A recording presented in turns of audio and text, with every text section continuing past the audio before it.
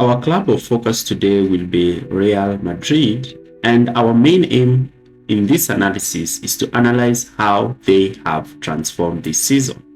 The departure of key player in the squad by the name of Karim Benzema was a great blow to Real Madrid. Karim Benzema contributed a lot of goals and was one of the key focal points to the success of Real Madrid in the recent years. Therefore, the departure of Karim Benzema from Real Madrid, a club which he had played for close to 10 years, left a gaping hole in Real Madrid's attack. He was one of the best players in Europe and actually is the last player to win the Ballon d'Or. Therefore, Real Madrid lost a key player in Karim Benzema. But how have Real Madrid moved on from Benzema and showcased their excellent talent? And we are going to analyze that today. So, we know that managers like to put teams in structures, and this is one key facet of Pep Guardiola. Guardiola likes to create structures in which his team plays, but this is not the case for Carlo Ancelotti. Carlo Ancelotti is one different manager. Carlo Ancelotti is a manager who thrives on getting the best out of players. He's more of a man manager than a tactical setter. He's not a manager who sets tactics for his players. Therefore, Ancelotti devised a team strategy to incorporate all his attacking players. That system is the 4-4-2 diamond, and you're going to understand how.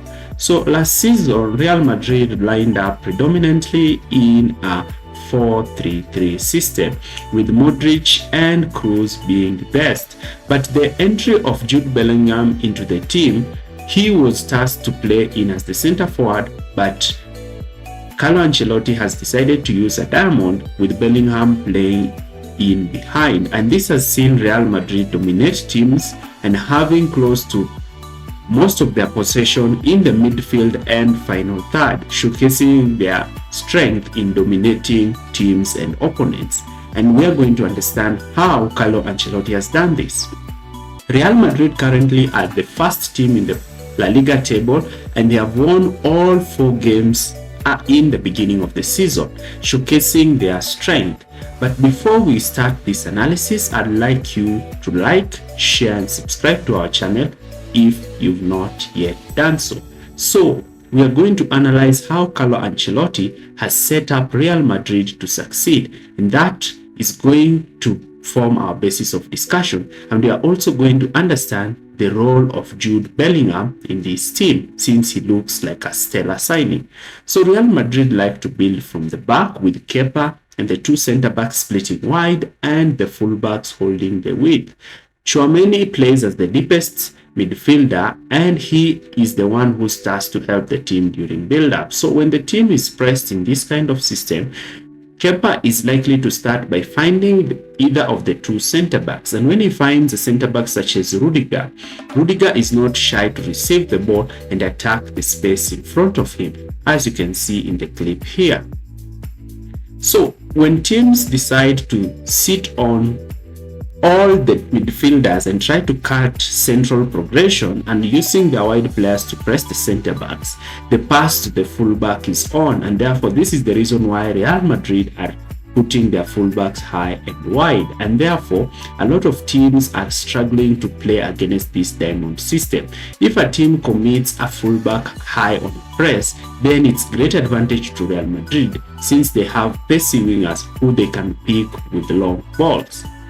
In this instance here, you can see that the team is creating a midfield overload, but as a result that they are playing with a high line, Rudiger is able to pick Vinicius Jr., who is making runs behind the opposition defense line, a great strength of Real Madrid. And these are some of the changes that Ancelotti has put in his team. Now, since Real Madrid are quite deadly and the position of their front 2 is creating havoc since it's pinning both the center-backs and the full-backs, we are going to see how Jude Bellingham, the new signing for Real Madrid, is transforming this side, playing in this whole position. Bellingham is playing behind the 2 wide players, and he's creating all sorts of problems for opposition teams. And this is a tactical tactical strength that Pochettino has employed in his team. You can see in this clip here the way Jude Bellingham is dropping deep, receiving the ball and dragging opposition centre-backs out of their lines. This is creating spaces in behind for the runs of Vinicius and Rodrigo, and these spaces can be exploited by these lethal attackers, showcasing how Carlo Ancelotti is transforming Real Madrid. Bellingham is also great once he receives the ball in space, since he can dribble if not confronted with a defender. You can see here how Bellingham is always receiving passes in between the lines. His floating position is creating a lot of problems for opponents. And our next position that we're going to analyze in Real Madrid is the wing areas. You can see from this snippet here that Real Madrid are attacking more through the wide areas rather than the middle areas. And this is because Bellingham also drifts to the wide areas to create numerical superiority. Key players such as Rodrigo and Vinicius Jr., who are occupying these positions in the wide areas, are giving teams a lot of problems, as we are going to see here. So, Vinicius and Rodrigo, when Bellingham receives the ball, the first pass is to play them in behind the lines. These positions they occupy in between the fullback and the centre back is creating a lot of problems, freeing up a lot of spaces in the middle for the runs of Bellingham, who can receive the ball and have a clear shot on goals, showcasing the reason why he scored so far 5 goals and 1 assist this season. And this is something that is giving Real Madrid a lot of strength, and is something that is going to challenge a lot of teams in Europe when they come against them. The 4-4-2 diamond employed by Carlo Ancelotti might be a tactical masterstroke.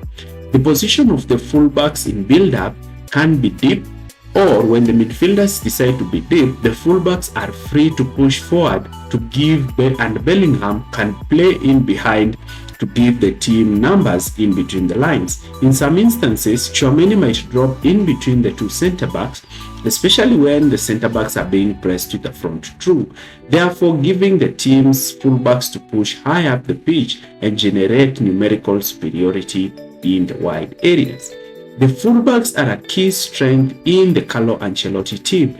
The role of Garcia and Carvajal is quite impressive in this squad this season. Their ability to push high up the pitch and generate numerical superiorities with the likes of Vinicius and Rodrigo is quite interesting. This forces Camavinga and Valverde to be the ones playing in midfield, with Garcia and Carvajal generating width for the team. This is dragging opponents in the wide areas, leaving huge acres of space for Bellingham to operate. And this is why we are seeing Bellingham is really creating havoc against teams this season. His ability to receive the ball and draw defenders creates spaces for the runs of Vinicius Jr. and Rodrigo. And this is a tactical masterstroke that has been done by Carlo Ancelotti.